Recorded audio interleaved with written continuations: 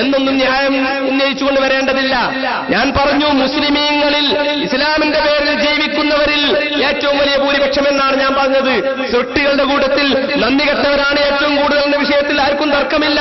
കാരണം മുസ്ലിമീങ്ങൾ ആഗോള ജനസംഖ്യയെ നമ്മൾ കണക്കിലെടുത്താൽ മുസ്ലിങ്ങൾ വളരെ തുച്ഛമായിരിക്കും.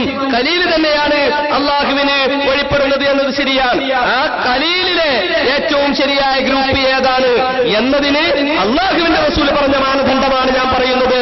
അസ്സവാദുല്ലാലം. ഓരോന്നോരോന്ന് നിങ്ങൾ പരിശോധിച്ചു നോക്കൂ.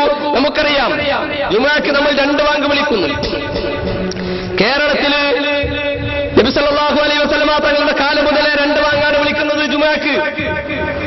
നിങ്ങൾ മക്കയിൽ പോയി നോക്കൂ, മദീനയിൽ പോയി നോക്കൂ, ഉഗാണ്ടയിൽ പോയി നോക്കൂ, പെറുവിൽ പോയി നോക്കൂ, ചിലിയിൽ പോയി നോക്കൂ, സാൻ ഫ്രാൻസിസ്കോയിൽ പോയി നോക്കൂ. എവിടെ പോയി നോക്കിയാലും നമുക്കറിയാൻ സാധിക്കും, ഏത് ലോകത്തിന്റെ വ്യത്യസ്തമായ ഭാഗങ്ങളിൽ ജുമുഅക്ക് 2 ബാങ്കാണ് വിളിക്കുന്നത്. അല്ലാഹുവിന്റെ റസൂൽ മഹാനായ ഉസ്മാൻ ഇബ്നു അഫ്ഫാൻ റളിയല്ലാഹുവിന്റെ കാലത്ത് തുടക്കം കുറിച്ച ആ സംഭവം ഇമാം ബുഖാരി പറയുന്നു. സബത്തൽ അംറു അലാ ദാലിക്.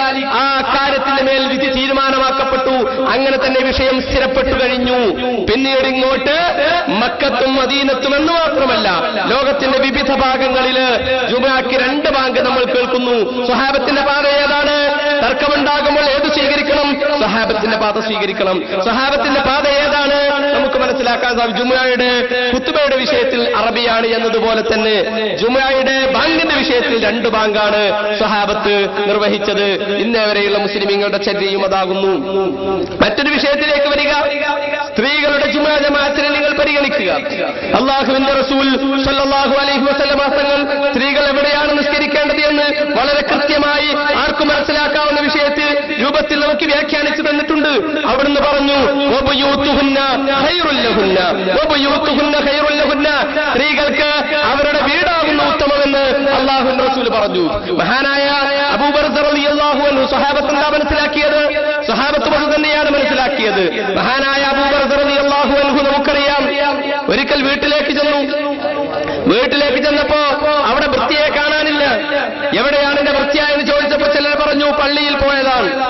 ഉടനെ തന്നെ മഹാനായ അബൂബക്കർ ആ സ്ത്രീ വരുന്നവരെ കാത്തു നിൽക്കുകയും വന്നപ്പോ ആ സ്ത്രീയോട് അട്ടഹസിക്കുകയും എന്നിട്ട് ചോദിക്കുകയും ചെയ്തു, അല്ല, അല്ലാഹുവിന്റെ റസൂല് സ്ത്രീകൾക്ക് വീട്ടിൽ വെച്ചാണ് സംസ്കാരവും അതുപോലെയുള്ള കാര്യങ്ങളും കൽപ്പിച്ചിട്ടുള്ളത്, വീട്ടിലാണ് അവരോട് അടങ്ങിയൊതുങ്ങിയിരിക്കാനാണ് ആവശ്യപ്പെട്ടിട്ടുള്ളത് എന്ന് നീ അറിഞ്ഞിട്ടില്ലേ? ജനാസ സംസ്കാരത്തിന് ജുമുഅ ജമാഅത്തുകൾക്കൊന്നും പെണ്ണുങ്ങൾ പോകേണ്ടതില്ല എന്ന അല്ലാഹുവിന്റെ റസൂലിന്റെ കൽപ്പന നീ അറിഞ്ഞിട്ടില്ലേ എന്ന് മഹാനായ അബൂബക്കർ റളിയല്ലാഹു അൻഹു ചോദിക്കുന്നത് നമുക്ക് ഹദീസിന്റെ കിതാബുകളിൽ കാണാൻ സാധിക്കുന്നതാണ്. ഇവിടെ എന്താ സംഭവിച്ചത്? സ്വഹാബത്തിന്റെ നിലപാട് ഈ വിഷയത്തിൽ എന്താണ് നമുക്ക് മനസ്സിലായി. ഇനി നേരത്തെ പറഞ്ഞ മാർഗം എടുത്തു നോക്കൂ.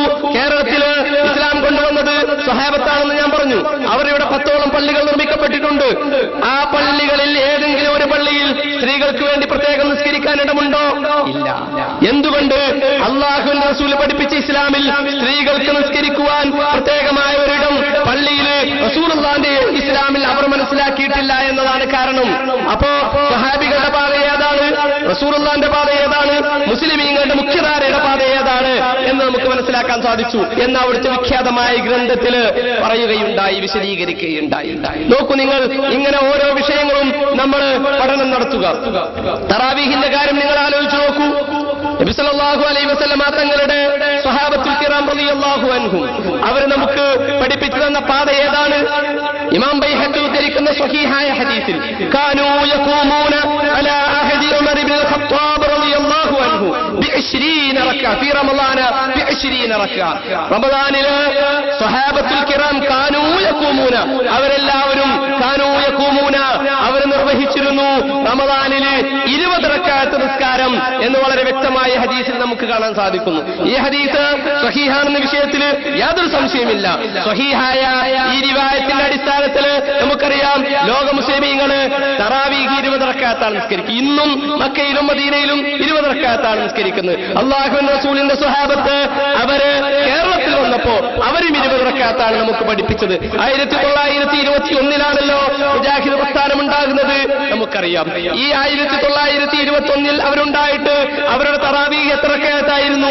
20 റക്അത്തായിരുന്നു. പിന്നീട് 22 അന്നും 20 റക്അത്ത് തന്നെയായിരുന്നു. 1922 1926 അൽ കിതാബുൽ അവ്വൽ ബിൽ അമലിയാത്ത് എന്ന പുസ്തകം എഴുതുന്ന സമയത്ത് അതിന്റെ 1-ാം പതിപ്പിൽ പോലും തറാവീഹ് അത് 20 റക്അത്താണ്, അത് ഇശായിന് ശേഷമാണ്, റമദാനിൽ മാത്രമുള്ളതാണ്, ഈ 2 റക്അത്തിൽ സലാം വീട്ടേണ്ടതാണ് എന്ന് പോലും എഴുതി വെച്ചിട്ടുണ്ട്. അപ്പോ തർക്കമില്ല. പിന്നീടാണ് തർക്കമുണ്ടാകുന്നത്. പിന്നീട് 8 ഒരിക്കൽ പറഞ്ഞു, 11 പിന്നൊരിക്കൽ പറഞ്ഞു, അത് എത്രയും നിസ്കരിക്കാമെന്ന് വേറെ ഒരിക്കൽ പറഞ്ഞു.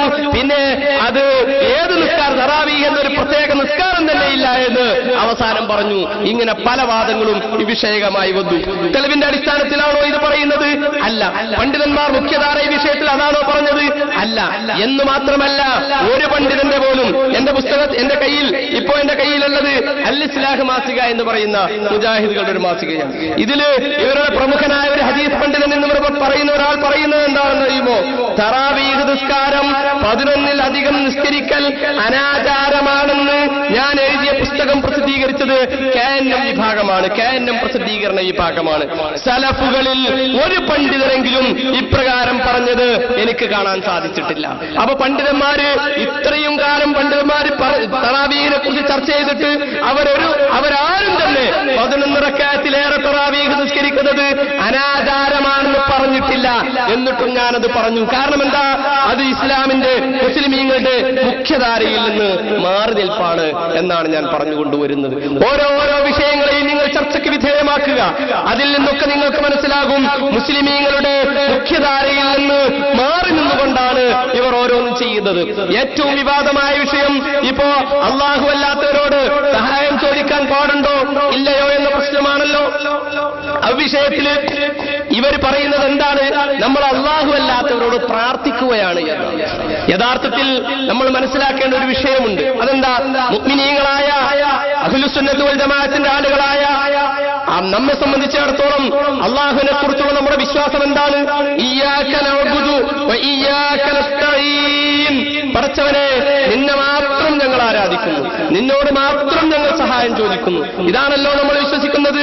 വമാലക്കും മിൻ ദൂനില്ലാഹി മിൻ വലിയ്യിൻ വലാ നസീർ. മറിച്ച് അല്ലാഹു തആലയാണ് എല്ലാം നൽകുന്നത്, അല്ലാഹു ആകുന്നു എല്ലാം കൊടുക്കുന്നത്.